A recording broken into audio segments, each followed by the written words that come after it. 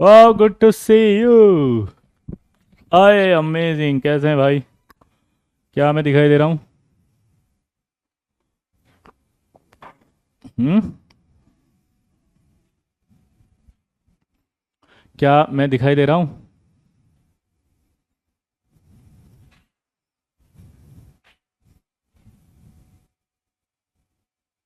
वाह। चलो शुरू करें, कहाँ तक हो गया था? हम्म। जल्दी।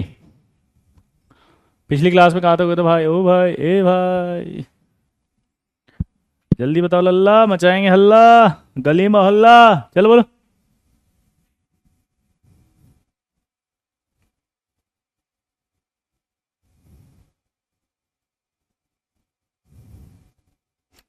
ओ, एप्लीकेशन ऑफ एन स्टार्ट होगा, यस सर।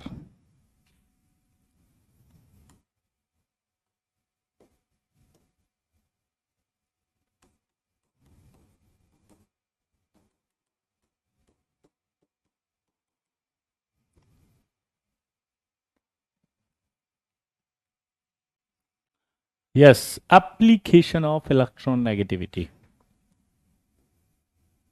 ये क्या होती है जरा देखना, जिसमें पहला, अगर हमें निकालना हो तो हम बॉन्ड लेंथ निकालते हैं। क्या निकालते हैं? Bond length and bond strength.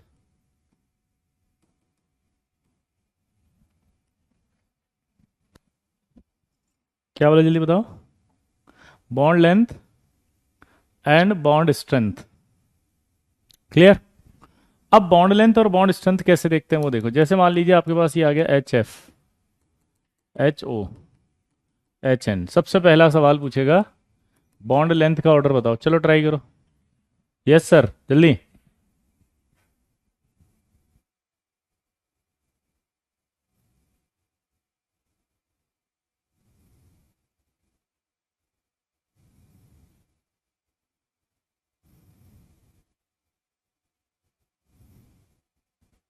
जल्दी।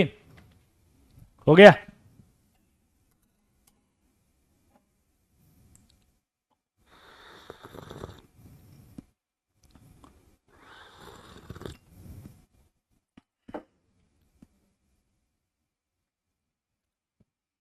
अब यहां पर क्या करें, देखो फ्लोरीन, ऑक्सीजन और नाइट्रोजन की इलेक्ट्रोनेगेटिविटी की बात हो रही है।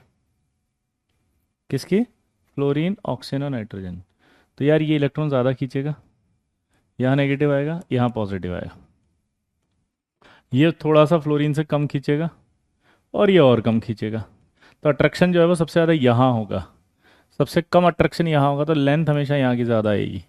ठीक है? अगर बोले बॉन्ड स्ट्रेंथ बताओ, इसमें बॉन्ड स्ट्रेंथ बताओ,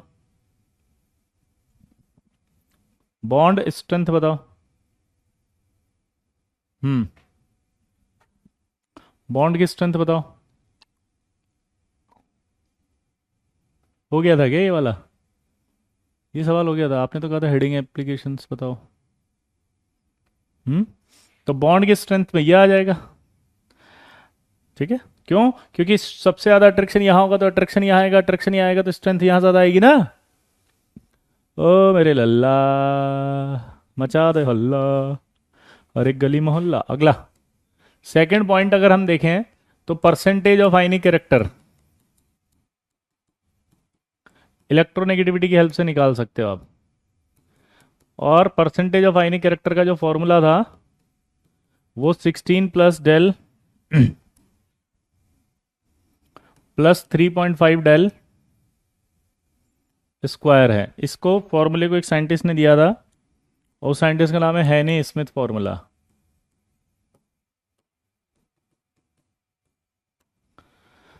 तो परसेंटेज ऑफ आयनिक कैरेक्टर की बात कर रहे हैं हम। परसेंटेज ऑफ आयनिक कैरेक्टर में आप देख सकते हो क्या दिख रहा है वो, 16 डेल प्लस 3.5 डेल स्क्वायर, जहां डेल बराबर क्या है? इलेक्ट्रोनेगेटिविटी का डिफरेंस। और ये जो फॉर्मूला है ये किसने बताया था? हैनी स्मिथ फॉर्मूला। बता दिया था ये हैनी स्मिथ भी। गजब पढ़ते हो लल्ला, ऑलरेडी डन। तो फिर मैं बोल कर गया हूँगा पक्का से कि अब हम डिसोल्यूशन पढ़ेंगे, पोलर कंपाउंड का, या तो फिर मैं ये लाइन बोल करके आऊँगा। आप लोगों ने मुझे बताया नहीं ना, मैंने पूछा था कि आपने मुझे पकड़ा एप्लीकेशन, तो फिर मैं बोल करके आऊँगा कि डिसोल्यूशन पढ़ाएंगे, डिसोल्यूशन, है ना। बोला होगा मैंने डिसोल्यूशन आयनिक कंपाउंड पढ़ाएंगे, और ये भी बोला होगा बहुत इंपॉर्टेंट है, ध्यान रखना भैया, आ जाना लल्ला, कोई गड़बड़ नहीं चाहिए लल्ला, हम जाएंगे हल्ला। हाँ तो चलिए बात करते हैं फिर आगे की। तो इसमें ये फॉर्मूले से आप परसेंटेज ऑफ आयनिक करेक्टर भी निकाल सकते हैं, जहां पर ये आपका डेल स्क्वायर होगा, ठीक है। अब मजेदार बात बताने वाला हूं मैं, देखो सॉल्युबिलिटी, अगला बहुत ही इंपॉर्टेंट, क्या बोला मैंने, बहुत ही,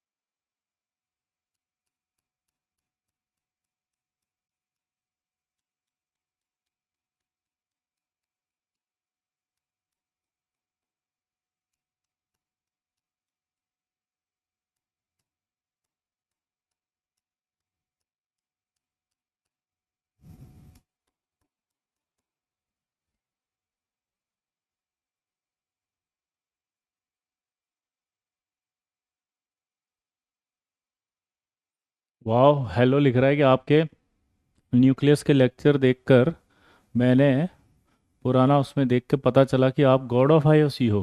हाँ यार गजब। चलो इधर देखो,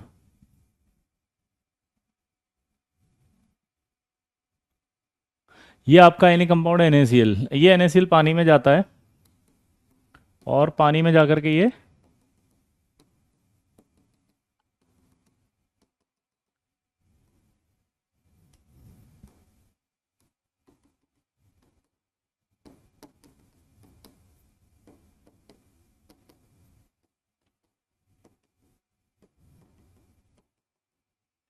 ये ऐसे बनाता है इसको।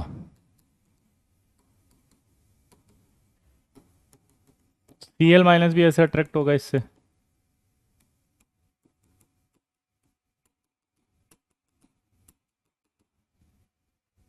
हाँ या ना।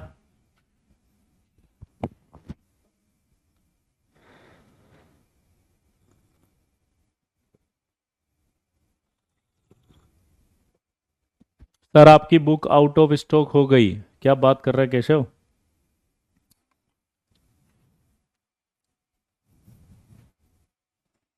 यहां पर अगर आप देखो तो यहां से आपका बाहर निकला, Na+ चारों तरफ से घिरेगा।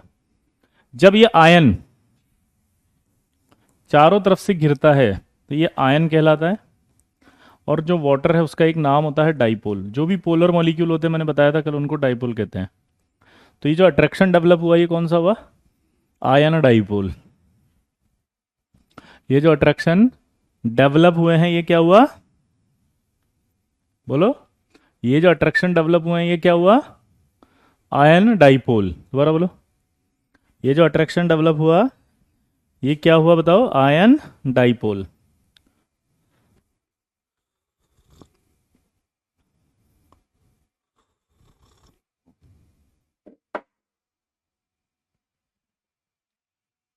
यहां से जो एनर्जी बाहर आती है फिर, इसको कहते हैं अपन हाइड्रेशन एनर्जी। क्या बोला जल्दी बताओ। यहां से जो एनर्जी बाहर आ रही है इसे क्या कहा जाता है, हाइड्रेशन एनर्जी। क्लियर। यहां से जो एनर्जी बाहर आएगी उसको क्या कहा जाएगा, हाइड्रेशन एनर्जी। यहां से भी जो बाहर आएगी उसका नाम होगा हाइड्रेशन एनर्जी।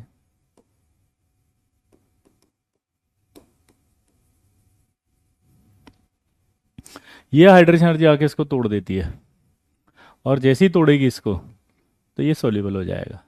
तो कौन सी एनर्जी ज्यादा होनी चाहिए, हाइड्रेशन एनर्जी। बताओ जल्दी, क्या बोला मैंने, कौन सी एनर्जी ज्यादा होनी चाहिए बताओ, हाइड्रेशन एनर्जी। कौन सी एनर्जी ज्यादा होनी चाहिए बताओ, हाइड्रेशन एनर्जी।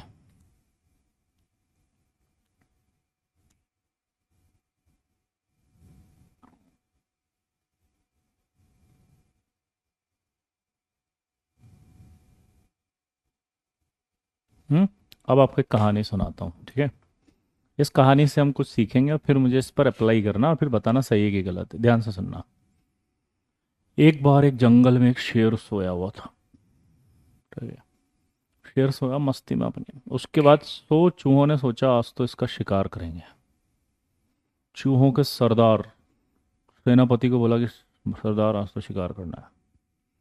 चूहों के सेनापति ने कहा अच्छा ठीक है, निकाला मेरी तलवार। चूहों का सेनापति ने अपनी तलवार निकाली, लगाई पीठ पे, घोड़े पे बैठ करके टुकड़ुक टुकड़ुक टुकड़ुक तलवार निकाल के बोलता यलगार, टुकड़ुक टुकड़ुक टुकड़ुक। चारों तरफ से शेर को घेरने की प्लानिंग। भाग रहे हैं आगे।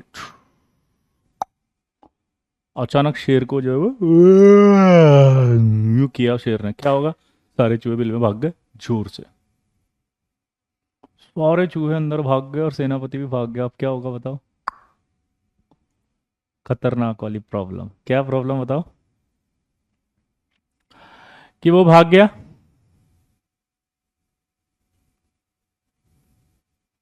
बेइज्जती हो गई चूहे की। इंसान सब चिढ़ा रहे हैं, ये गए थे शेर का चूहा करने, ये गए थे शेर का चूहा। इतने में शेर चूहे सेनापति को इंसल्ट कर रहे बारो, ईगो हर्ट हो गया उसका। उसने अपना आईफोन 14 मैक्स प्रो निकाला फटाफट से और हेलो, सुपारी देनी है, एक शेर को शिकार करना है, कंडीशन सिर्फ 80% मारोगे, बाकी 20% हम मारेंगे। क्या बोल दिया उसने अब? बोलो कि सिर्फ आप कितना परसेंट मारोगे?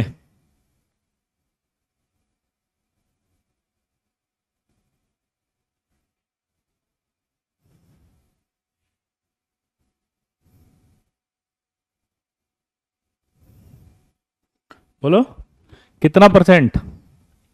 सिर्फ 80%।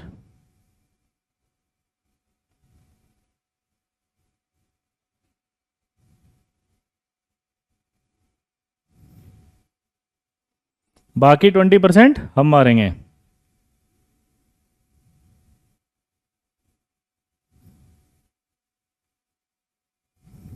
समझ गए? क्या बोला जल्दी बताओ।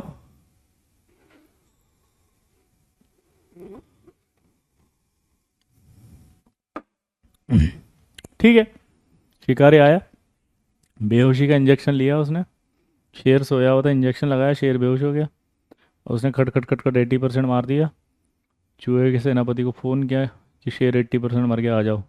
चूहों के सेनापति ने फिर से अपनी सेना को इकट्ठा किया, बोला आ जाओ। टुकड़ुक टुकड़ुक टुकड़ुक टुकड़ुक टुकड़ुक, और घोड़े के ऊपर चलता हुआ चूहा एकदम से तलवार निकाल के उछल के स्टाइल से कूदता सीधा सर पे, और पाँव से ऐसे कुचल डाला कुचल डाला कुचल डाला, ऐसे बोलता है। तो दूसरी कंडीशन में आप सोचो कि पॉसिबल है कि नहीं है? दूसरी वाली जो कंडीशन है उसमें ये पॉसिबल है या नहीं है? 80% मरा हुआ तो पॉसिबल है, पर पहली वाली कंडीशन में तो पॉसिबल नहीं है। आया ना?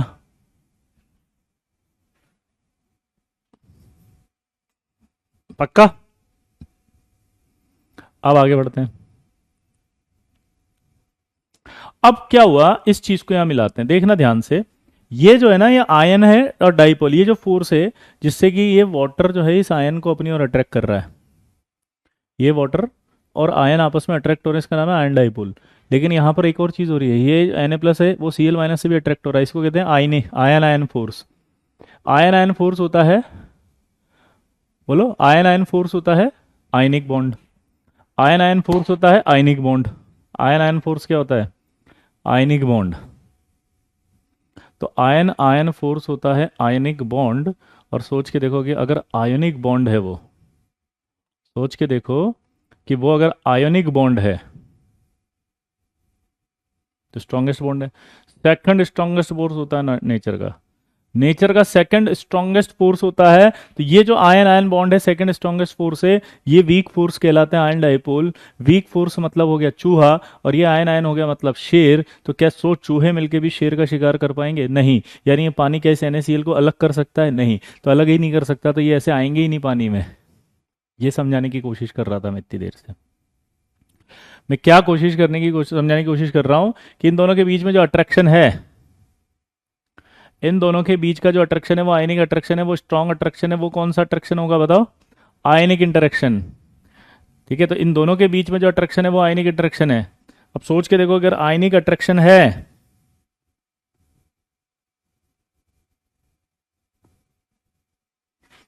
वो आयनिक अट्रैक्शन है तो वो अलग नहीं हो सकता कभी भी। अगर ये आयनिक अट्रैक्शन है तो अलग नहीं हो सकता, क्योंकि ये वीक अट्रैक्शन है, ये वाला अंदर जो पानी के साथ है। तो ये 100 चूहे मिलके भी ऐसे एक शेर का शिकार नहीं कर सकते, तो इनको अलग करने के लिए शिकारी की जरूरत पड़ेगी। अब वो शिकारी क्या होता है वो समझा रहा हूं मैं, ध्यान से सुनना। क्या? जो आयनिक बॉन्ड होता है ना, उसमें जो फोर्स लगता है, उस फोर्स को हम कहते हैं कूलामिक फोर्स। और उस कूलामिक फोर्स का फॉर्मूला होता है K Q1 Q2/r²। और ये हवा में कह रहे हैं, एयर में। ये जो K होता है इसको कहते हैं हम 4πε0 Q1 Q2/r²। ठीक है, यही अगर आप वाटर में डाल दो तो वाटर में क्या होता है 4πε0.80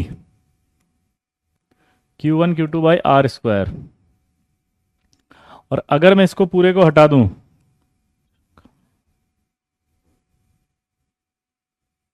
तो आप इसको देखो क्या बनेगा। ये F वाटर बराबर क्या आएगा? F एयर/80। यानी कि हुआ क्या? F वाटर बराबर आ गया आपका F एयर/80। तो एयर 80 मतलब समझिए आप, एयर मतलब जो एयर में फोर्स था वो पानी में जाते 80% कम हो गया।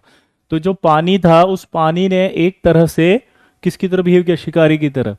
तो शिकारी की तरह यानी कि पानी के अंदर एक प्रॉपर्टी होती है जो इसके बीच के अट्रैक्शन को कम करती है, उसे डाई इलेक्ट्रिक प्रॉपर्टी कहा जाता है। उस प्रॉपर्टी को एक कांस्टेंट से बताया जाता है जिसका नाम डाई इलेक्ट्रिक कांस्टेंट है। ये डाई इलेक्ट्रिक कांस्टेंट। और वाटर के लिए इस डाई इलेक्ट्रिक कांस्टेंट की, बोलो, वाटर के लिए इस डाई इलेक्ट्रिक कांस्टेंट की वैल्यू सबसे ज्यादा होती है। क्या बोला जल्दी बताओ? वाटर के लिए इस डाई इलेक्ट्रिक कांस्टेंट की वैल्यू ज्यादा होती है, इसलिए सबसे ज्यादा 80 इसी के लिए, इसलिए सबसे ज्यादा पानी में जो वो बॉन्ड होगा आयनिक बॉन्ड ही वीक होगा। बोलो।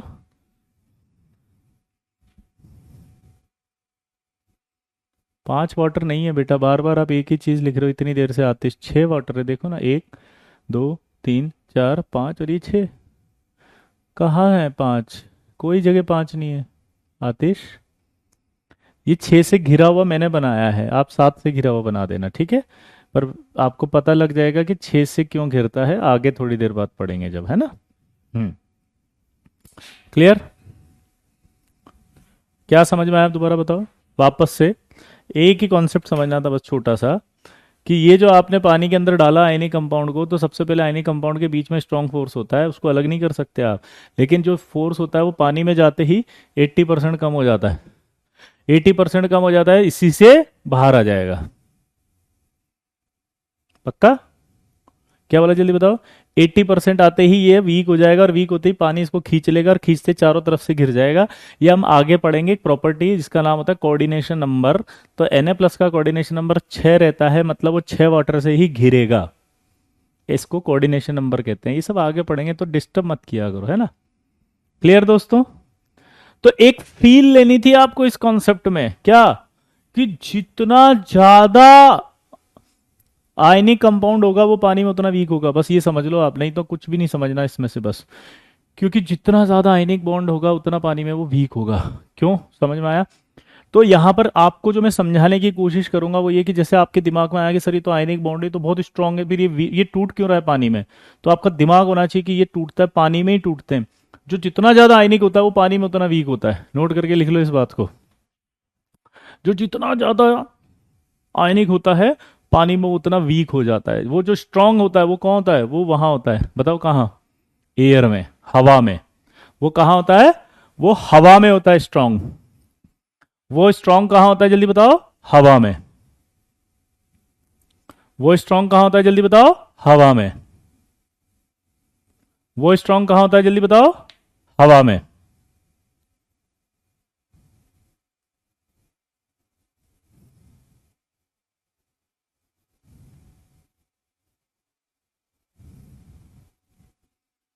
वो स्ट्रांग कहां होता है जल्दी बताओ? हवा में। मोर आयनिक, पानी में उतना वीक। तो इसका मतलब समझ रहे हो, लाइक डिजॉल्व्स लाइक, क्या बोला जल्दी बताओ, लाइक डिजॉल्व्स लाइक, दोबारा बोलो, लाइक डिजॉल्व्स लाइक, समझ रहे हो बात को, लाइक डिजॉल्व्स लाइक, यानी कि जितना ज्यादा पानी आयनिक होगा वो पानी में उतना वीक होगा। तो इसका मतलब समझ में आया, जिसके लिए ये वैल्यू एप्सिलॉन नोट की जो वैल्यू होगी वो उस मतलब जिसके लिए एप्सिलॉन नोट की वैल्यू होगी वो सॉल्वेंट आयनिक कंपाउंड को ज़्यादा वीक करेगा पानी में, हाँ या ना, वो सबसे ज़्यादा वीक करेगा पानी में, हाँ या ना, वो सबसे ज़्यादा वीक करेगा पानी में, हाँ या ना, क्लियर। तो एक सवाल आपसे पूछेगा, आप देखो इधर, आप बताना ट्राई करके कि which of the following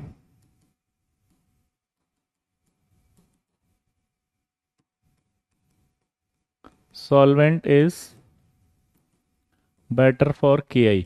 solvent किसे कहते हैं, सॉल्वेंट वो होता है जिसमें किसी को सॉल्यूबल किया जाता है, दोबारा बोलो, सॉल्वेंट वो होता है जिसमें किसी को सॉल्यूबल किया जाता है।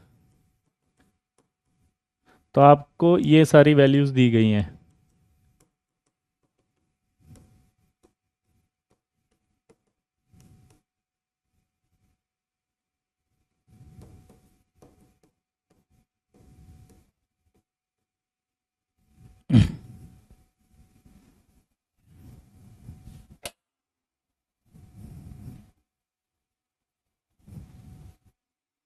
बताओ कौन ऐसा होगा।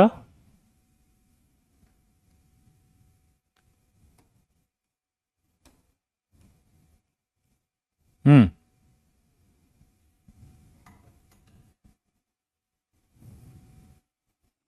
एप्सिलॉन नॉट फिजिकल के फिजिक्स में आ जाएगा, जिन बच्चों को नहीं समझ में आ रहा है ये, फिजिक्स में कूलाम फोर्स पढ़ाएंगे आपको, उसमें मीडियम की परमिएबिलिटी कहा, एप्सिलॉन नोट जो होता है ना, ये एप्सिलॉन नोट मीडियम की परमिएबिलिटी कहा जाता है।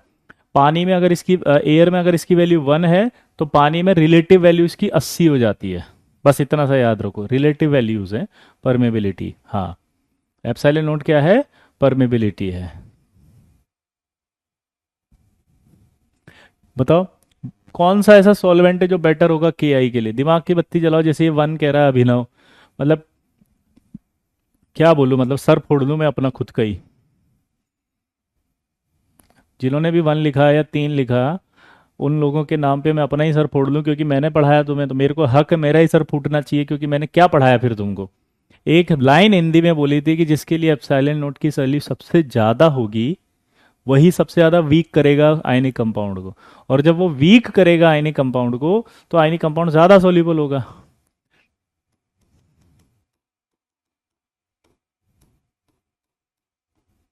तो आयनिक कंपाउंड सबसे ज्यादा वीक किस में होगा, इसी में तो होगा, हाँ या ना, भाई आयनिक कंपाउंड जो होगा सबसे ज्यादा वीक वो इसी में तो होगा।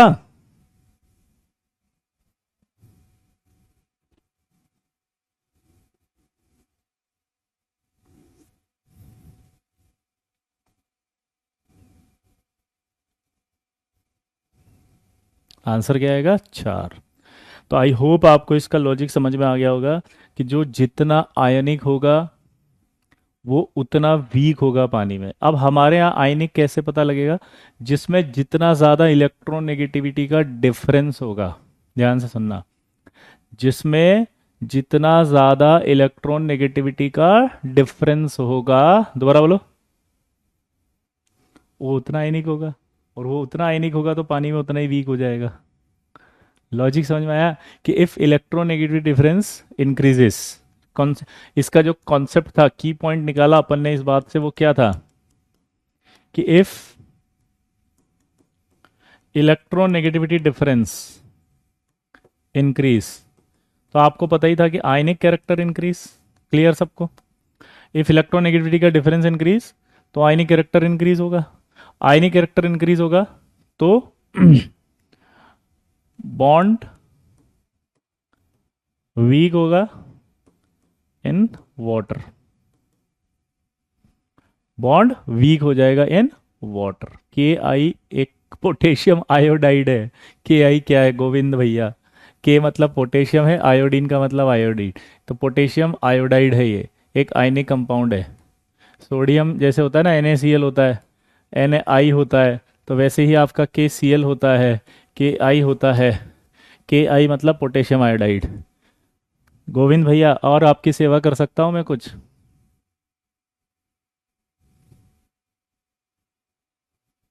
जय गोविंदा। ये समझ में आया कुछ, कि इलेक्ट्रोनेगेटिविटी का डिफरेंस अगर बढ़ेगा तो क्या होगा बताओ? इलेक्ट्रोनेगेटिव डिफरेंस बढ़ेगा तो आयनिक कैरेक्टर बढ़ेगा, आयनिक कैरेक्टर बढ़ेगा तो बॉन्ड वीक हो जाएगा इन वाटर। ठीक है, अब इसको एक बार और समझ लो आराम से, तसल्ली से समझना, कुछ भी नहीं था कॉन्सेप्ट में। ठीक है, क्या कॉन्सेप्ट था, आराम से समझेंगे, वापस से रिलैक्स।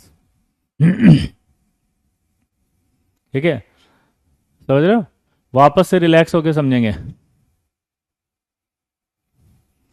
कुछ नहीं था, सिंपल फंडा था कि एक आयनिक कंपाउंड है, हम इसे जब पानी में डालते हैं तो ये सोल्यूबल कैसे होता है। तो यहाँ लॉजिक होता है कि आयनिक कंपाउंड जब बनता है तो आयनिक कंपाउंड स्ट्रांग होता है।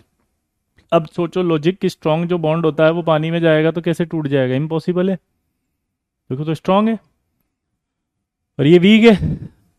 तो ये जब बनता है ऐसे आपस में, क्या बोला जल्दी बताओ, ये जब आपस में बनता है तो स्ट्रांग बॉन्ड बनता है आयनिक कंपाउंड। तो ये पानी इसको वीक कैसे कर सकता है ये समझा रहा था। तो मैं समझा रहा था जो आयनिक कंपाउंड होता है उसे फिजिक्स में नाम देते हैं कूलामिक फोर्स। तो उस आयनिक कंपाउंड का जो फोर्स है कूलामिक फोर्स, उसका वैल्यू होता है Q1 Q2/R²। जहां पर के मतलब होता है एक कांस्टेंट है, उस कांस्टेंट को 1/4 पाई एप्सिलॉन नोट लिखते हैं। ये एयर में होता है, इस एप्सिलॉन नोट की वैल्यू रिलेटिव होती है। अगर हम एयर में 1 माने तो पानी में इसकी रिलेटिव वैल्यू 80 हो जाती है। तो जैसे आपने पानी में डाला तो रिलेटिव वैल्यू इसकी 80 हो गई। 80 होने का मतलब हो गया कि ये जो एयर में फोर्स था वो 80 टाइम्स डिक्रीज हो गया पानी में। यानी कि ये जो NaCl के अंदर Na+ और Cl के अंदर जो स्ट्रॉन्ग बॉन्ड थी वो 80 टाइम्स डिक्रीज हो गई। तो पानी इसीलिए आयनिक कंपाउंड को वीक कर देता है। तो पानी की वो प्रॉपर्टी जो इन आयनिक इंटरेक्शन को वीक करती है उस प्रॉपर्टी को कहते हैं डाई इलेक्ट्रिक प्रॉपर्टी। वो डाई इलेक्ट्रिक प्रॉपर्टी एक कांस्टेंट से बताई जाती है जिसे डाई इलेक्ट्रिक कांस्टेंट कहते हैं, और वाटर के लिए डाइलेक्ट्रिक कांस्टेंट हाइयर है, इसलिए आयनिक कंपाउंड पानी में सॉल्युबल होते हैं। इसीलिए वाटर को यूनिवर्सल सॉल्वेंट कहा जाता है फॉर आयनिक कंपाउंड। वाटर को यूनिवर्सल सॉल्वेंट कहते हैं फॉर आयनिक कंपाउंड।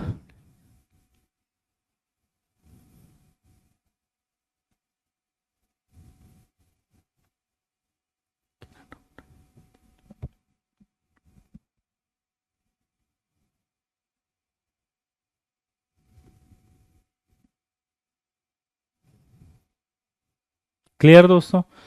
तो यहां पर ये Q1 Q2 चार्ज होता है, जैसे ये Na+ और Cl- है, तो ये Q1 चार्ज कैटायन का है, Q2 चार्ज किसका है, एनायन का। ये R क्या है, डिस्टेंस है। R क्या है, डिस्टेंस। क्लियर? अब इधर आओ। अब इस ये एक आयनिक कंपाउंड है, तो इसका मतलब आपसे पूछा कि which of the following solvent is better, which of the which of the following solvent is better solvent.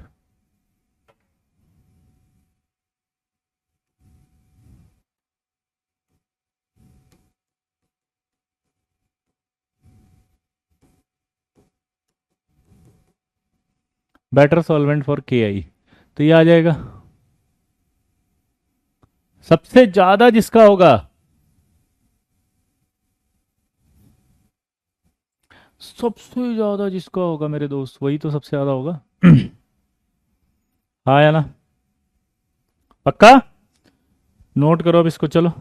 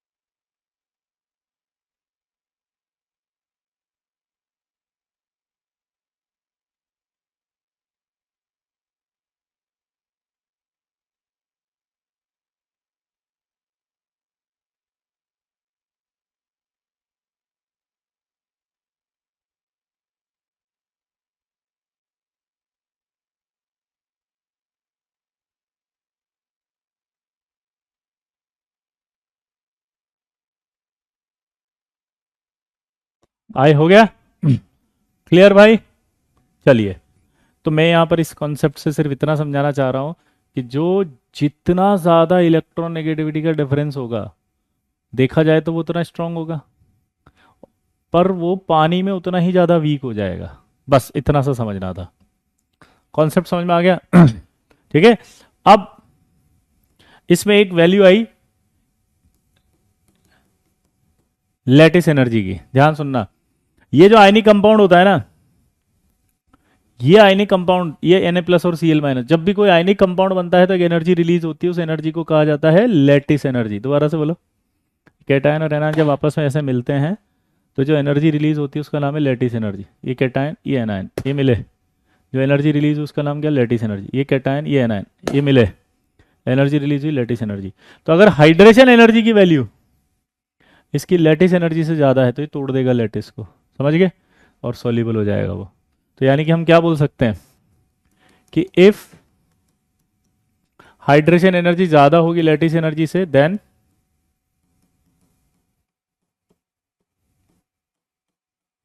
Ionic compound soluble. और if hydration energy less than है लैटिस एनर्जी से, देन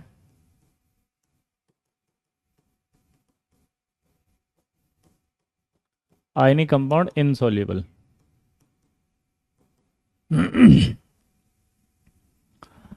ठीक है, तो क्या बोला अपन ने, बताओ कि हाइड्रेशन एनर्जी ग्रेटर देन होगी लैटिस एनर्जी से, देन आयनिक कंपाउंड क्या हो जाएगा? इनसॉल्युबल। आयनिक कंपाउंड क्या हो जाएगा? सॉल्युबल। ठीक है। अगर बराबर हो तो भी सॉल्युबल होगा, क्योंकि आपने देखा जितनी एनर्जी निकली अगर उतनी वापस दे देंगे तो टूट जाएगा वो। दोबारा बोलो भाई, जितनी एनर्जी बाहर निकली उतनी वापस दोगे तो टूट जाएगा वो। क्लियर? हाँ या ना? ठीक। अब हाइड्रेशन एनर्जी लैटिस एनर्जी होती क्या है वो समझते हैं। तो सबसे पहले लैटिस एनर्जी क्या होती है वो समझते हैं। तो आपको डेफिनेशन क्या थी कि अमाउंट ऑफ रिलीज्ड एनर्जी, क्या बोला बताओ मैंने? Amount of released energy when 1 mole of ionic compound is formed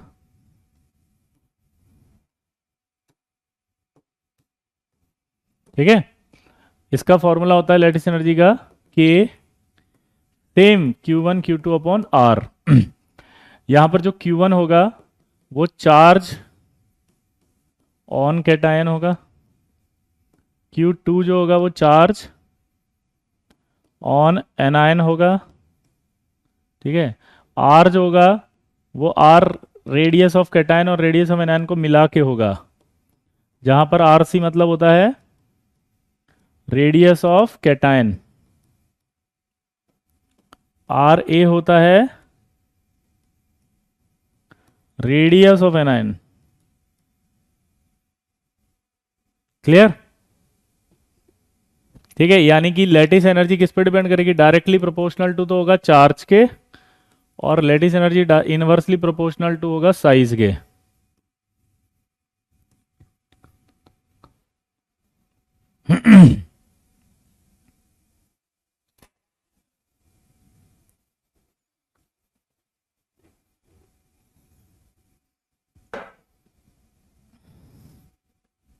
note करो इसको।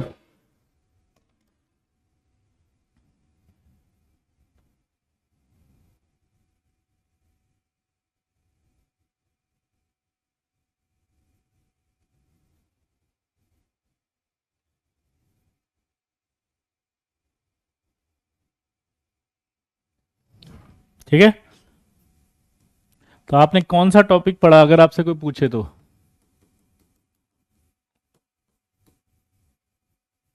Lattice energy. एल ई का फुल फॉर्म क्या होगा बताओ? एल ई का फुल फॉर्म क्या होगा बताओ? Lattice energy.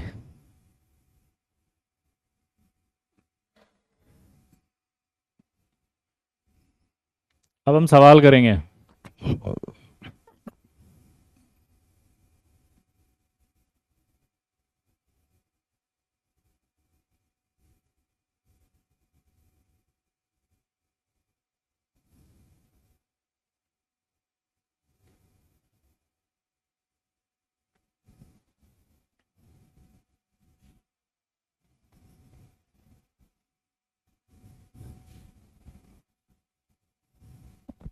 ठीक है, सवाल करना है। आप देखो क्वेश्चन पूछेगा वो, ऑर्डर ऑफ लैटिस एनर्जी।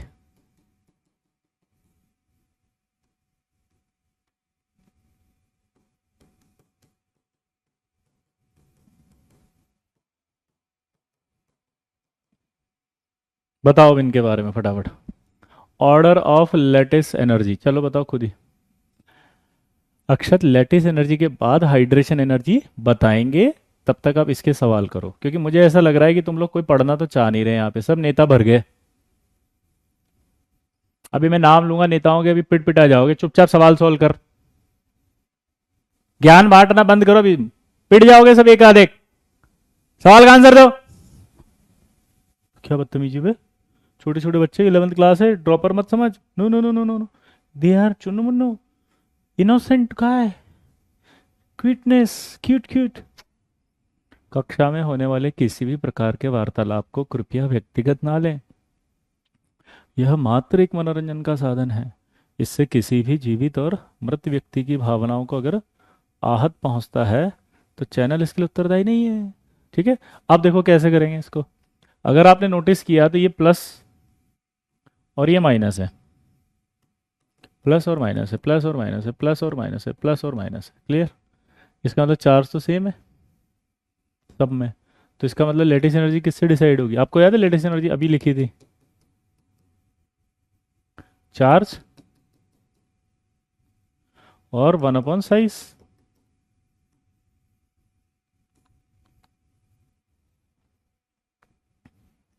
तो क्या करें?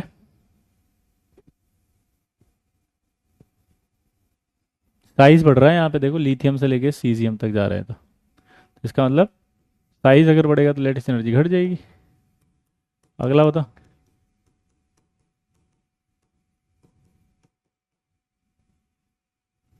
अब बताओ, चलो बताओ जल्दी।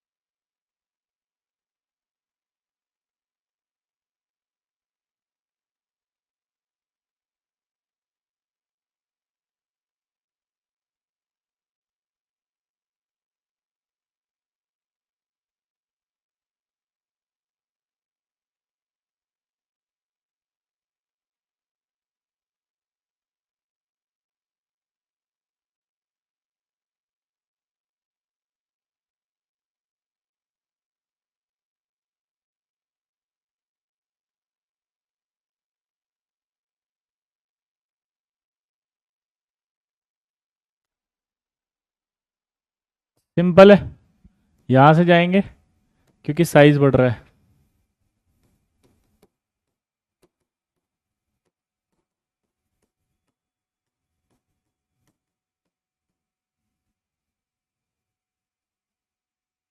अब बताओ,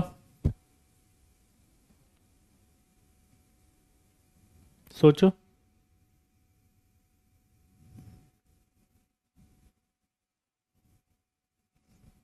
thank you Yuvraj, thank you.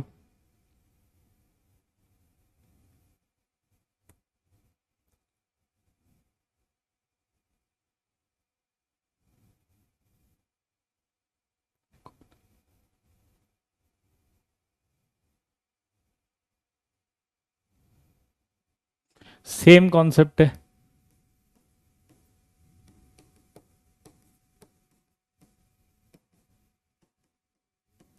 इसका बताओ, सेम कॉन्सेप्ट है। ठीक है, आई होप आप लेटेस्ट एनर्जी समझ जाएंगे। ठीक है, तो लेटेस्ट एनर्जी का कोई भी सवाल आएगा तो कर दोगे। अब दूसरा सवाल करके बताओ, एक और ये वाला करो।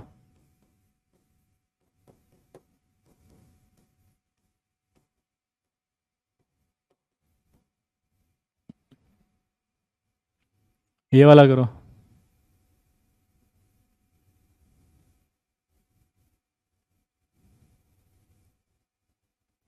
सेकंड वाले में तो FCl Br है, तो आयोडीन का साइज बढ़ रहा है ना नीचे आने पर।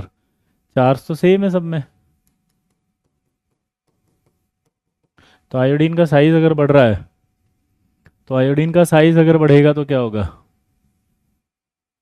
साइज बढ़ती है तो लेटेस्ट एनर्जी घट जाएगी। ठीक है, ये वाला करो। हाउ इज साइज इंक्रीजेस, सब नमूने भर गए यहाँ पे आके एक साथ ही। ये आपको नहीं पता पीरियोडिक टेबल में lithium, sodium, potassium, rubidium, caesium, और यहाँ आपने नहीं पढ़ा हेलोजन में FCl Bri, down the group size बढ़ता है। कौन से नमूने कहाँ से आए, कौन से ग्रह से आए हो बे तुम?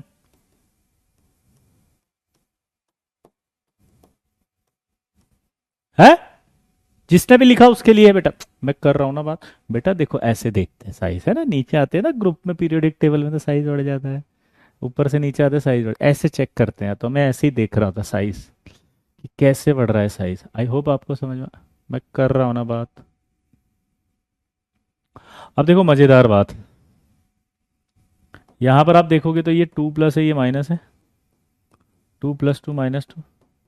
सबसे पहली चीज़ तो ये समझना है कि जब आप चार्ज को मल्टीप्लाई करते हैं ना यहाँ पे, तो मैग्नीट्यूड लेना है। ऐसे मत करना 2 × -1 तो माइनस हो गया, 2 × 2 -2 कर दिया, 2 × -3 कर दिया। ये नहीं करना है, आपको मैग्नीट्यूड देखना है। अब दूसरी बात, साइज की बात करें तो ये सब सेम पीरियड के हैं। साइज हमेशा पीरियड से देखना है। दोबारा से बोलो, साइज हमेशा किससे देखोगे लल्ला? पीरियड से। दोबारा बोलो, साइज हमेशा किससे देखोगे बताओ लल्ला? पीरियड से। साइज हमेशा किससे देखोगे लल्ला? बोलो, पीरियड से। तो सबका पीरियड सेम है, second period, second period, second period. तो इसका ऐसा नहीं लग रहा ये -1 है? चार्ज इधर जाएंगे तो बढ़ेगा, तो ये चार्ज बढ़ेगा तो मैं लेटिस एनर्जी इसकी ज़्यादा आएगी।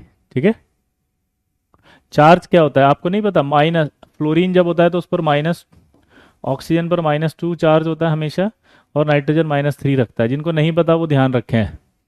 और थोड़ा लॉजिक से भी बात करें, ये जो 3 होता है वो उधर आता है हमेशा चार्ज करते हैं तब। ये +2 था तो ये -2 ही होगा अपने आप ही। एक और करो।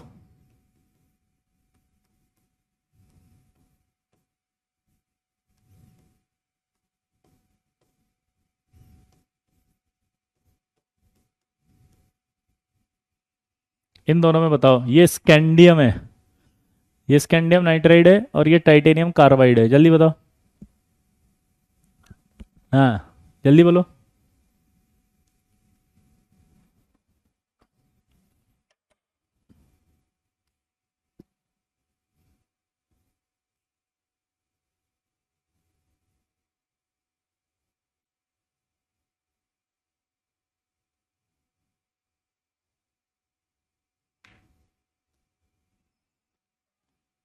आप देखो, अगर आपने पीरियडिक के बारे में कुछ आइडिया होगा तो स्कैंडियम का जब कॉन्फ़िगरेशन लिखते थे 3D1 4s2 होता था।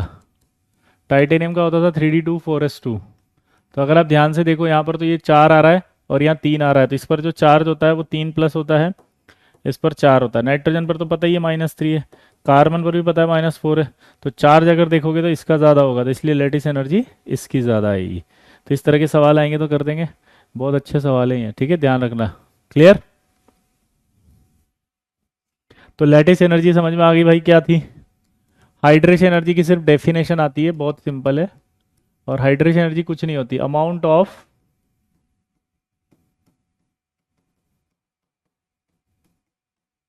Released energy when 1 mole of ionic compound dissolve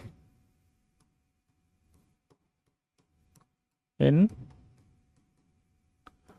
polar solvent, then it is called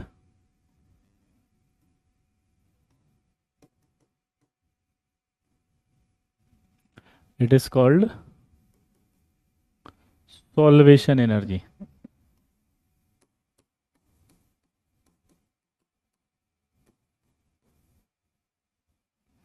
Then it is called solvation energy if water is taken as a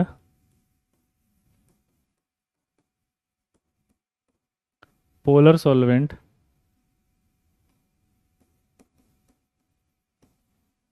water is taken as a polar solvent then it is called hydration energy.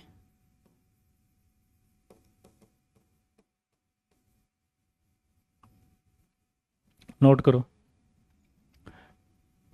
Charge और period same हो तो नहीं कर सकते अभिज्ञान, हम छोड़ देंगे। Examiner ऐसा सवाल आपको नहीं देगा, ठीक है बेटा, अभिज्ञान, है ना। अभी देखो हाइड्रेशन एनर्जी क्या होती है। कुछ भी नहीं, आयनिक कंपाउंड जो है अगर उसको पानी में डालते हैं और डिजोल्व करते हैं, तो पानी में डालकर जब डिजोल्व करते हैं तो उसे कहा जाता है, उसमें जो एनर्जी रिलीज होती है उसका नाम है हाइड्रेशन एनर्जी। तो देखो क्या लिखा है, amount of release energy when 1 mole of ionic compound, ठीक है, dissolve in polar solvent, polar solvent में डिजोल्व कर रहे हैं तो उसका नाम हो जाता है सॉल्वेशन एनर्जी। क्या नाम कहलाता है, सॉल्वेशन एनर्जी। और जब इसे हम क्या लेते हैं, बोलो,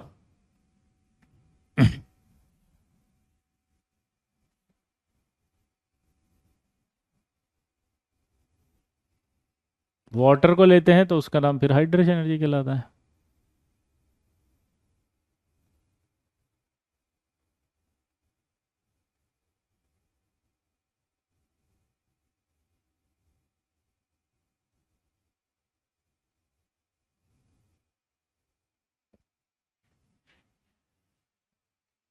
आगे बढ़े।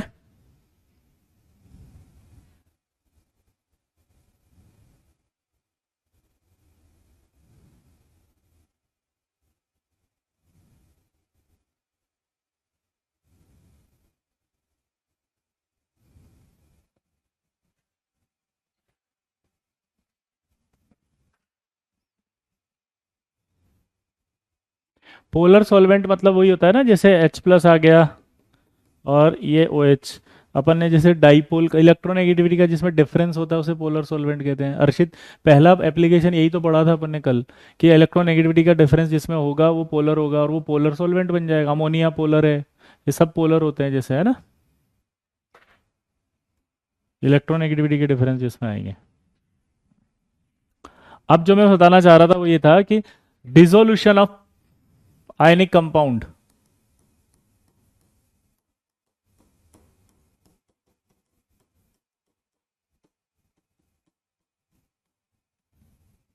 क्या बोला जल्दी बताओ मैंने, डिसोल्यूशन ऑफ आयोनिक कंपाउंड, ठीक है। अब मान लीजिए, जैसे मान लीजिए ये आपका Li2O है, आप इसको पानी में डाल रहे हैं तो ये LiOH बनाएगा, हाँ या ना। आपको बताना है पानी में कौन सा बॉन्ड ब्रेक होगा। सोचो एक बार। तो पानी में जो बॉन्ड ब्रेक होगा उसका एक लॉजिक अभी बताया था मैंने, कि जो जितना ज्यादा आयनिक होगा वो पानी में उतना ही ज्यादा ब्रेक होगा। दोबारा से बोल लो, जो पानी में जितना ज्यादा, मतलब जो जितना ज्यादा आयनिक होगा पानी में उतना ज्यादा ब्रेक होगा। दोबारा बोलो।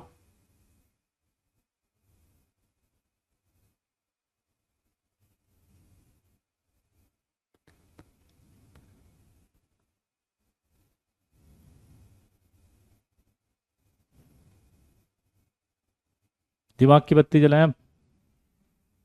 Li2 कैसे आया, ये 9th क्लास का बैकलॉग है। देखो कभी भी फॉर्मूला कैसे लिखते हैं हम, जब Li का पता है +1 चार्ज होता है, ऑक्सीजन पर 2 होता है, तो हमेशा फॉर्मूला लगाते समय ऐसे मल्टीप्लाई करते हैं। तो ये Li2O होगा ऐसे, है ना बेटा।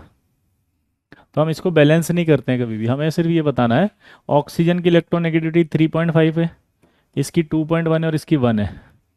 अब आपको बताना है कौन सा बॉन्ड ब्रेक होगा, चलो बताओ। पानी में कौन सा बॉन्ड ब्रेक हो जाएगा इसमें से, दिमाग की बत्ती जलाओ। तो अगर मैं डिफरेंस निकालूं इन दोनों का, तो ये दोनों और इन दोनों में डिफरेंस इस वाले बॉन्ड का ज़्यादा है, इस वाले बॉन्ड में इलेक्ट्रोनेगेटिविटी का डिफरेंस ज़्यादा है, तो ये ब्रेक होगा।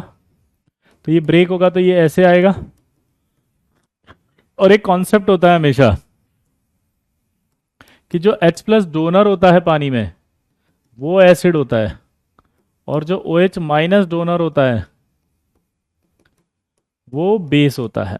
दोबारा से बोलो, जो H+ डोनर होगा वो एसिड है और जो OH- होगा वो बेस है। तो ये क्या डोनेट कर रहा है पानी में जाके, OH-। तो आपसे सवाल पूछेगा कि LiOH कैसा है, तो आप बोलोगे बेसिक।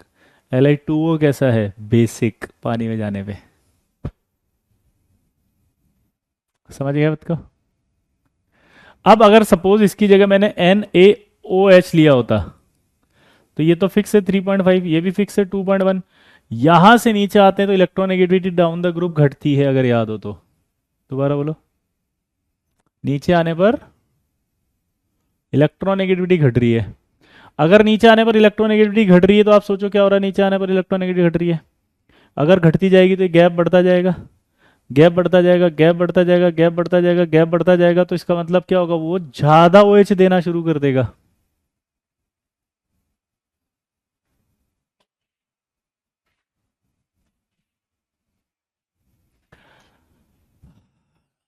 क्लियर?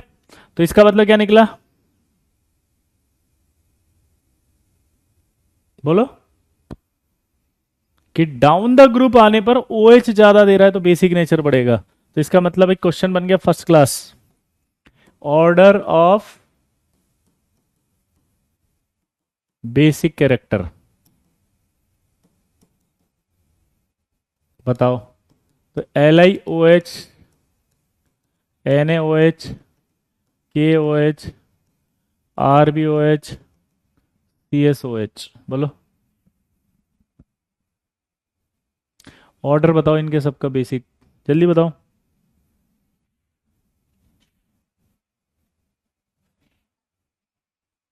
जल्दी बताओ। सोचो। तो ये ही आएगा बेसिक कैरेक्टर। अगर मैं आपको ऐसे दे देता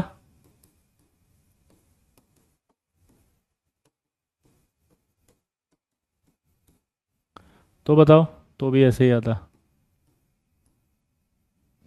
अब एक बात आपको समझना पड़ेगा, बेसिक कैरेक्टर का उल्टा हो जाएगा एसिडिक कैरेक्टर, अगर क्वेश्चन पूछ लेता तो इनका ऑर्डर बताओ एसिडिक कैरेक्टर का, तो उल्टा हो जाता है। समझ गए बात को, एसिडिक ऑर्डर उल्टा हो जाएगा। ठीक है, इसमें बताओ।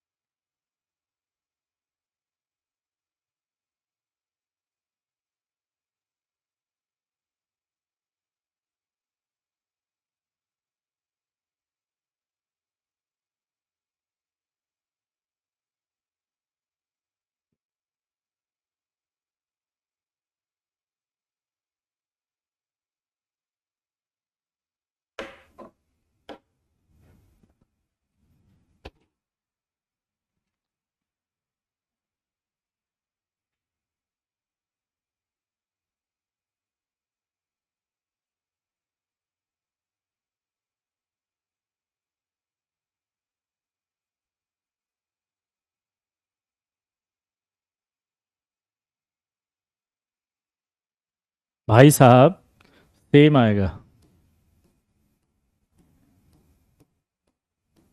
समझ गए? तो यहां पर एक नोट बन लिख रहा हूं मैं अब फाइनल, कि जो S ब्लॉक के ऑक्साइड्स होते हैं ना,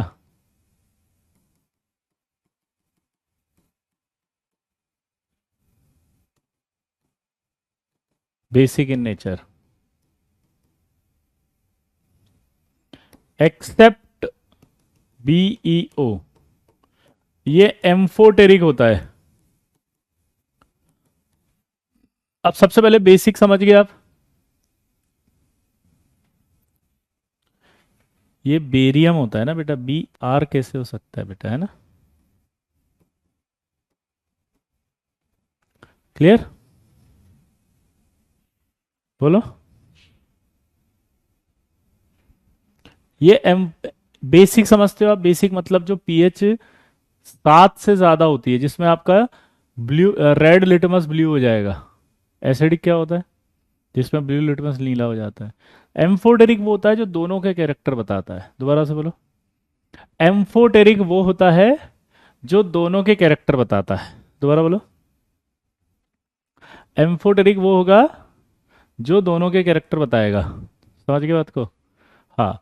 तो एम्फोटेरिक में acid character as well as basic character होते हैं। तो अब इसके अलावा कौन कौन से होते हैं वो भी बता देता हूँ। पन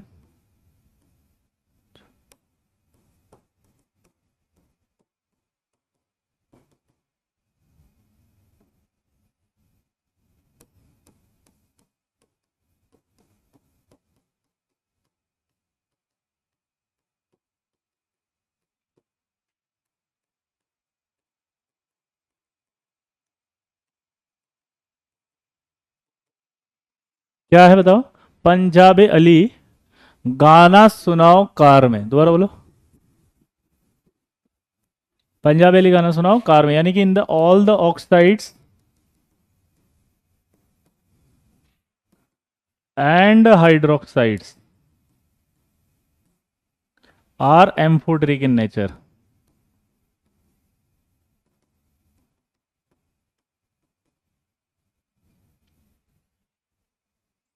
all the oxide and hydroxide are amphoteric in nature, जितने भी हैं। इसके अलावा भी हैं, जैसे S2O3 है, Sb2O5 है, V2O5 है, these also acidic. These are also acidic. ठीक है? तो ये आपके पास याद हो गए। अब इसमें एक और बात आती है नोट, कि यार ऐसे ऑक्साइड्स हैं ये जो न्यूट्रल होते हैं, यानी कि पानी में जाने पर कोई भी एसिड और बेस नहीं देंगे। ये भी पूछता है वो। कौन कौन से ऐसे ऑक्साइड है जो न्यूट्रल है? न्यूट्रल का मतलब बताओ। न्यूट्रल का मतलब है जो पानी में जाने पर ना एसिड देंगे और ना बेस देंगे। NO CO N2O और वाटर। दोबारा बोलो, जल्दी बोलो। NO CO N2 और वाटर, ये पानी में जाके, यानी पानी तो खुद ही है बेचारा, ये कभी कोई एसिड नहीं देते हैं। क्या बोला जी बताओ? ये कभी भी एसिड नहीं देंगे। ठीक है? अब जो डी ब्लॉक ऑक्साइड्स होते हैं ना भाई, क्या बोला मैंने? डी ब्लॉक वाले ऑक्साइड्स, उनमें एक वेरिएबल चीज होती है, देखो। CrO आ गया, Cr2O3 आ गया, CrO2 आ गया, CrO3 आ गया। यहां देखोगे तो +3, ये +3, सॉरी +3, +4, +6। इसी तरह से MnO आ गया, Mn3O4 आ गया, Mn2O3 आ गया, MnO2 आ गया, Mn2O7 आ गया।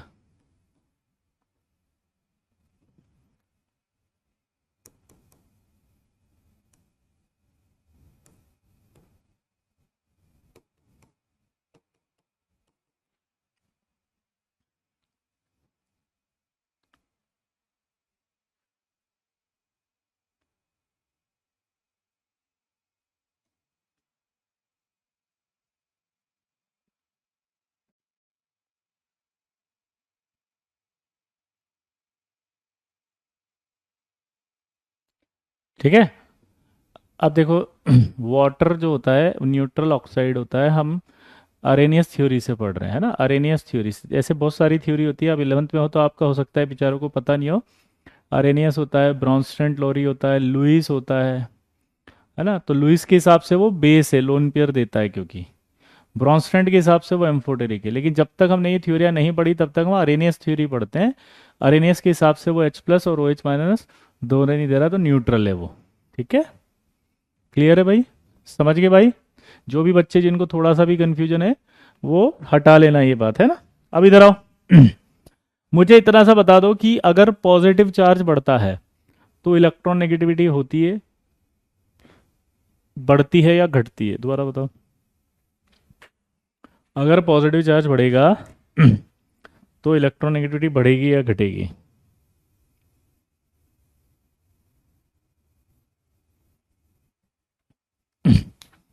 अगर पॉजिटिव चार्ज बढ़ेगा तो बताओ इलेक्ट्रॉन नेगेटिविटी बढ़ेगी या घटेगी?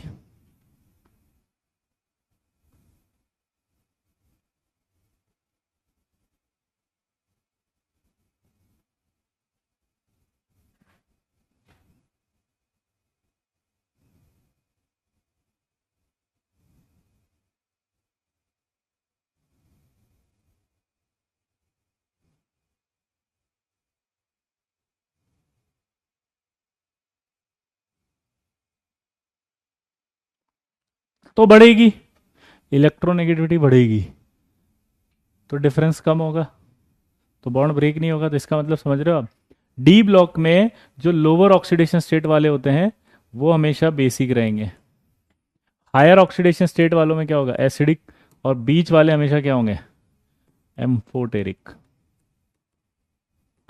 यहाँ ये क्या होगा बताओ, लोअर ऑक्सीडेशन स्टेट है तो ज़्यादा होगा, गैप तो निकल जाएगा ये हायर वाला एसिडिक और बीच वाले क्या होंगे, एम्फोटेरिक।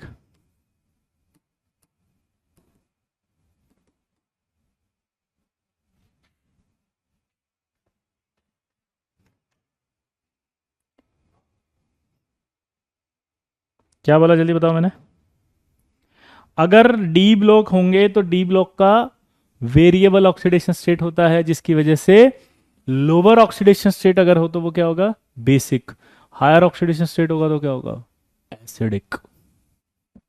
क्लियर। और बीच वाली ऑक्सीडेशन स्टेट हो तो एम्फोटेरिक। तो इस तरह से आप S block, P block, D block सब निकाल सकते हो। आई होप आप समझ पा रहे होंगे। तो इलेक्ट्रोनेगेटिविटी अगर बढ़ती है तो एसिडिक कैरेक्टर बढ़ता है। अब ये कैसे बढ़ता है वो भी मैं आपसे एक सवाल पूछूंगा फिर से, आप मुझे बताएंगे अब, है ना। डिसोल्यूशन, यही चल रहा है, डिसोल्यूशन ही है ना।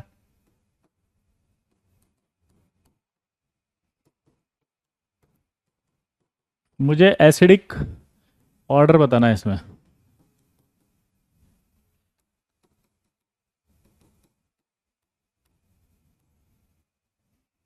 बताओ इन तीनों में से एसिडिक ऑर्डर किसका ज़्यादा है, सोचो। बीच वाले न्यूट्रल नहीं हो सकते, सो हम ये हमेशा क्या होंगे, एम्फोटेरिक ही होंगे बेटा, है ना। क्योंकि न्यूट्रल वाले सिर्फ वही है जो मैंने लिखा है, NO CO और N2, बस इसके अलावा कोई और न्यूट्रल नहीं है। Mn पर 8/3 चार्ज है, हाँ 8/3 है ना, कितना आएगा निकालो।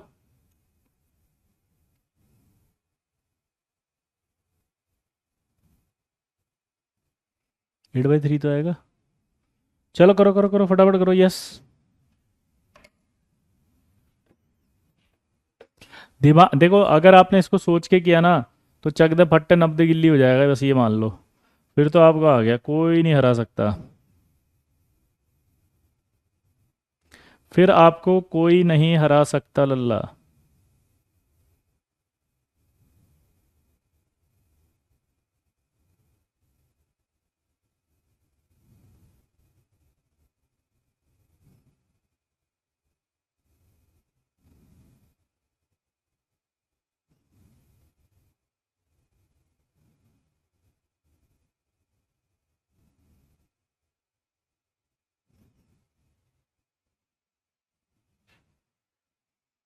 हो गया।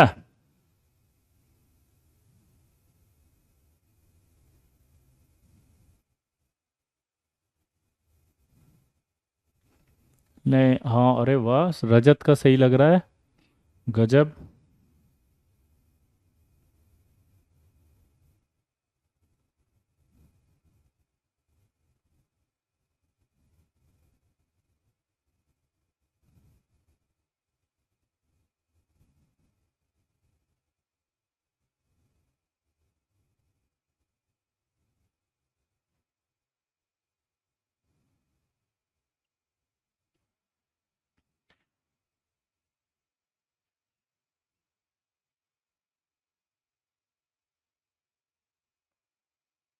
देखो मैं समझाता हूँ, देखो सबसे पहले आराम से समझना।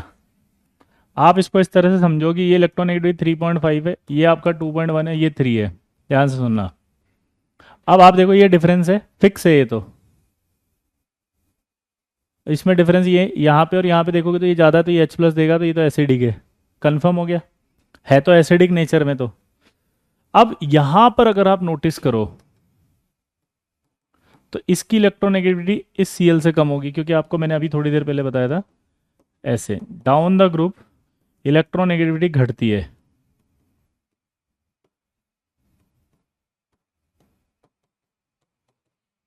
क्या बोला जल्दी बताओ, डाउन द ग्रुप इलेक्ट्रोनेगेटिविटी घटेगी।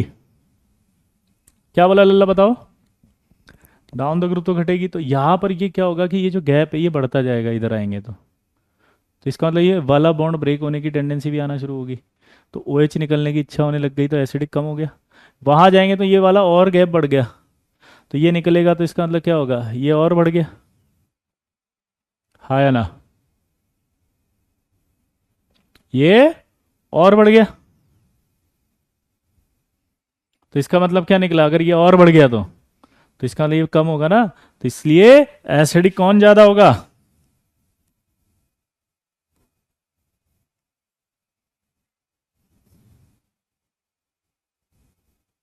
सोचो, दिमाग अब लगा कुछ, दोबारा समझेंगे आराम से, एक बार लिख लो इसको अपने हिसाब से, फिर बताएंगे।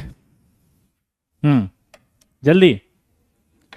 ठीक है Yuvraj, I request you, Yuvraj I request you, आपको जो पढ़ाया जा रहा है अगर आप उस पर ध्यान देंगे तो शायद अच्छी रैंक आ जाए।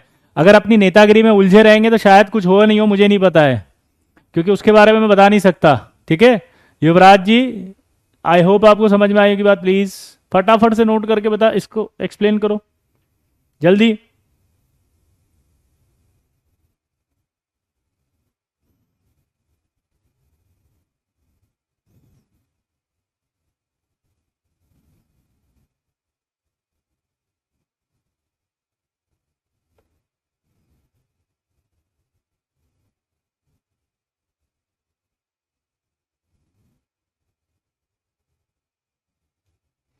वैल्यू कहाँ से आई, बहुत ही शानदार सवाल लिख रहे हैं बच्चे।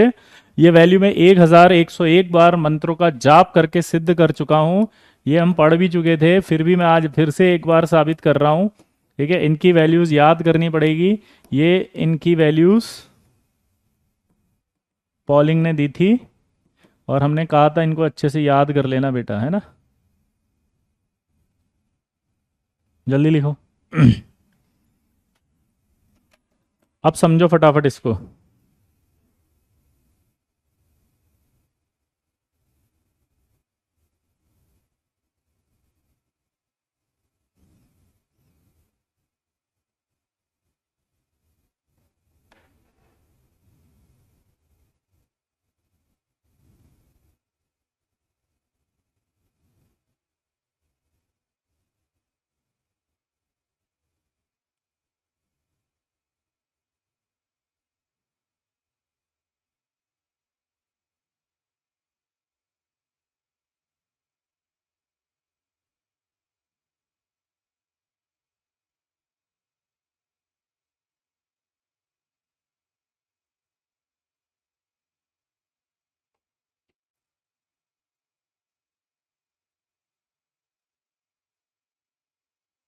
हो गया, आई होप आपको समझ में आ गया। लेकिन ये जो कॉन्सेप्ट आपने लगाया, नोट करके लिखना कि this concept not applicable for hydra acid. Oxy acids के लिए वैल्यू रहे दिस, नीचे लिख देता है ना।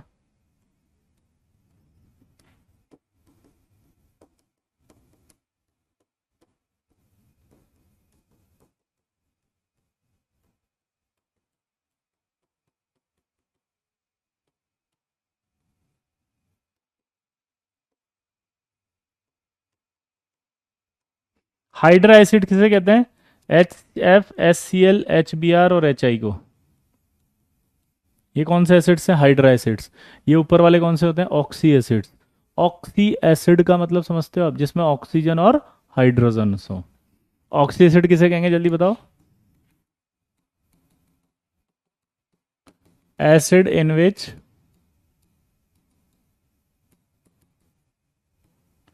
Oxygen and hydrogen both are present. दिमाग की बत्ती जल गई। यहाँ पर अगर हम देखें तो ये ऑक्सी एसिड से तो इलेक्ट्रोनेगेटिविटी के डिफरेंस से आप अगर एसिडिक करेक्टर निकाल रहे हो तो वो सिर्फ इन्हीं में निकाल सकते हो, हाइड्रा एसिड्स में नहीं निकाल सकते। ठीक है, हाइड्रा एसिड्स की बात करें अगर अपन, तो आप देखना इधर, ये HF है, HCl है, HBr है और HI है। तो हाइड्रा एसिड्स में क्या होता है कि इधर से इधर जाएंगे तो साइज बढ़ेगा। जब भी साइज बढ़ता है बॉन्ड की स्ट्रेंथ वीक होने लगती है। ये कॉन्सेप्ट मैं आगे समझा दूंगा, अभी याद रख लो कि जब भी साइज बढ़ेगा तो बॉन्ड की स्ट्रेंथ वीक हो जाएगी। सोचो अगर बॉन्ड की स्ट्रेंथ वीक हो गई तो क्या होगा। तो एक कॉन्सेप्ट बता रहा हूँ, अभी याद कर लो इसको, बाद में एक्सप्लेनेशन आ जाएगा। कोई बात नहीं युवराज, अब इधर पढ़ाई करो वापस। साइज अगर बढ़ेगा तो बॉन्ड वीक होगी, ये जल्दी टूटेगा, तो इसका मतलब ये ज़्यादा जल्दी एच देगा, तो ये ज़्यादा अच्छा एसिडिक होगा। क्लियर है मेरे दोस्त? फटाफट से नोट करो।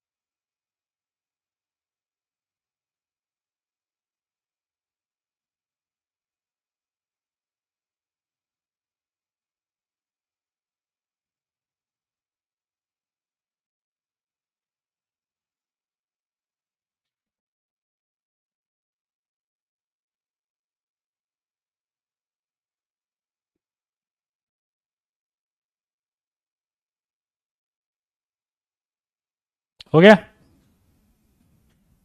अब देखो, मैंने आपको एक बात बोली थी, आपसे क्वेश्चन पूछूंगा कि ऑर्डर ऑफ एसिडिक कैरेक्टर,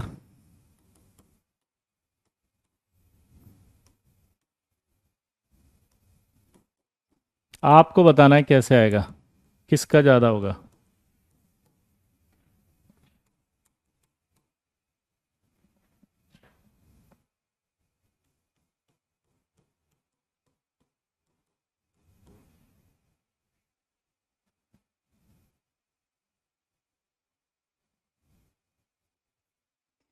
तो इस तरह से सवाल जब आए तो एक बात याद रखना कि पॉजिटिव चार्ज अगर इंक्रीज होने लग जाए तो इलेक्ट्रोनेगेटिविटी बढ़ेगी, और जब इलेक्ट्रोनेगेटिविटी बढ़ती है तो हमेशा एसिडिक कैरेक्टर बढ़ता है, क्योंकि डिफरेंस क्या होता रहेगा, कम, तो एच प्लस बाहर निकलना शुरू हो जाएगा। तो इसका मतलब क्या आएगा बताओ, ये +1 चार्ज है, यहाँ पर 2 प्लस होता है, 3, इस पर 4, इस पर 5, 6 और इस पर 7, तो बताओ कौन होगा ज़्यादा एसिडिक? जिस पर ज़्यादा चार्ज होगा वो ज़्यादा एसिडिक होगा। ये समझ आया नहीं आया? बोलो। अब बताओ जरा इसमें कौन ज़्यादा एसिडिक होगा, SClO, SClO3 और SClO। अब इसमें कई बच्चों को एक प्रॉब्लम आ रही है, पता है सर ये चार्ज कैसे आएगा, मज़ा समझ में नहीं आ रहा सर, ये भी बता दो, मैं आपकी हेल्प कर देता हूँ इसमें भी, ठीक है। आपको जब किसी का ऑक्सीडेशन स्टेट निकालना हो तो आपको दो चीज़ें पता होनी चाहिए कि ऑक्सीजन पर -2 हमेशा, और हाइड्रोजन के केस में दो चीज़ें हमेशा याद रखो, नॉन मेटल के साथ अगर हाइड्रोजन हो तो क्या होगा बताओ, माइनस में, और मेटल के साथ अगर हो, सॉरी, प्लस में, और अगर मेटल के साथ हो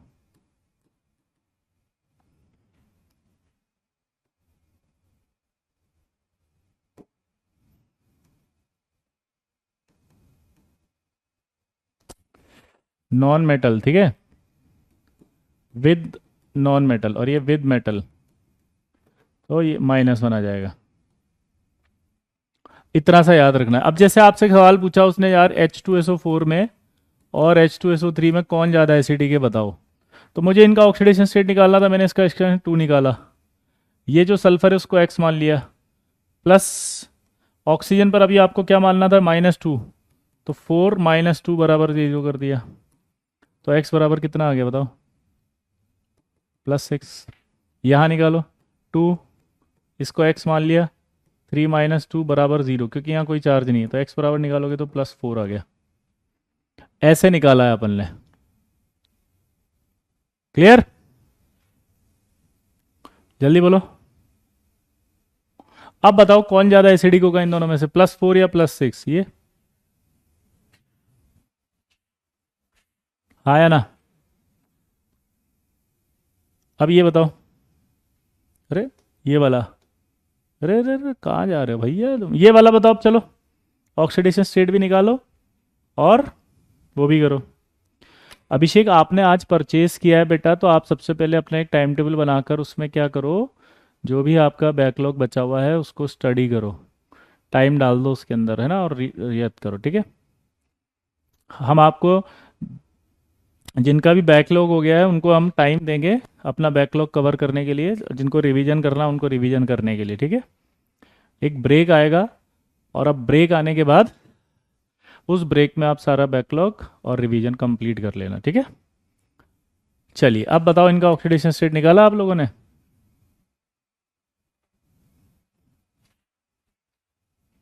ये 1, 3, 5 और 7, बताओ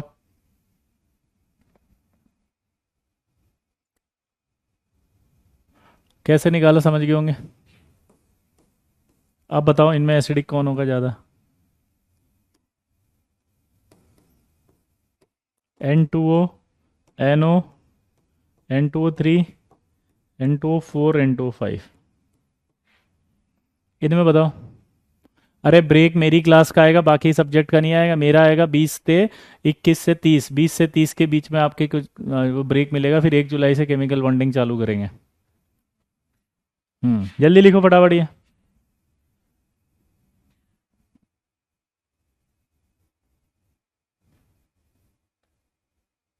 जल्दी करो ये।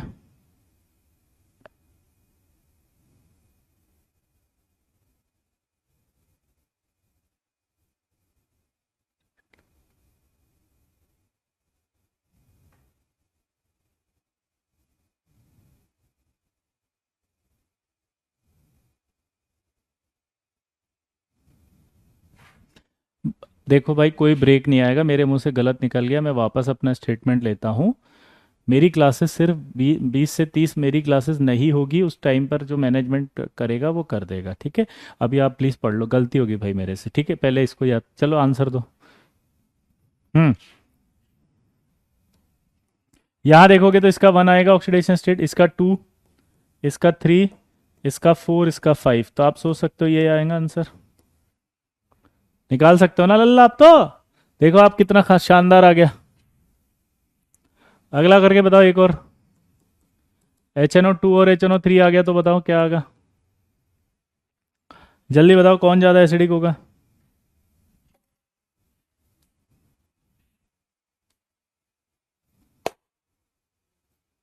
जल्दी।